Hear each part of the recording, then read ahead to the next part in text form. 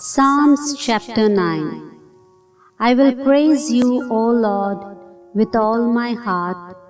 I will tell of all your wonders. I will be glad and rejoice in you.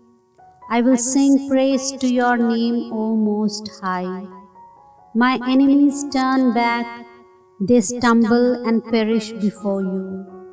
For you have upheld my right and my cause. You have sat on your throne judging righteously.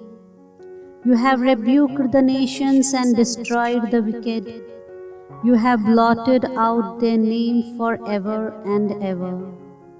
Endless ruin has overtaken the enemy. You have uprooted their cities, even the memory of them has perished. The Lord reigns forever, He has established His throne for judgment. He will judge the world in righteousness. He will govern the peoples with justice. The Lord is a refuge for the oppressed, a stronghold in times of trouble. Those who know your name will trust in you, for you, Lord, have never forsaken those who seek you. Sing praises to the Lord enthroned in Zion. Proclaim among the nations what He has done. For He who avenges blood remembers.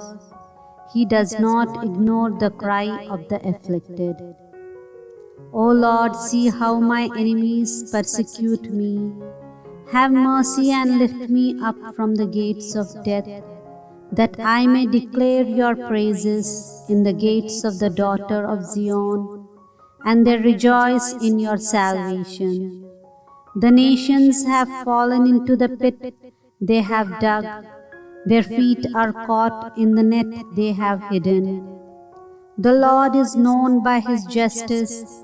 The wicked are ensnared by the work of their hands.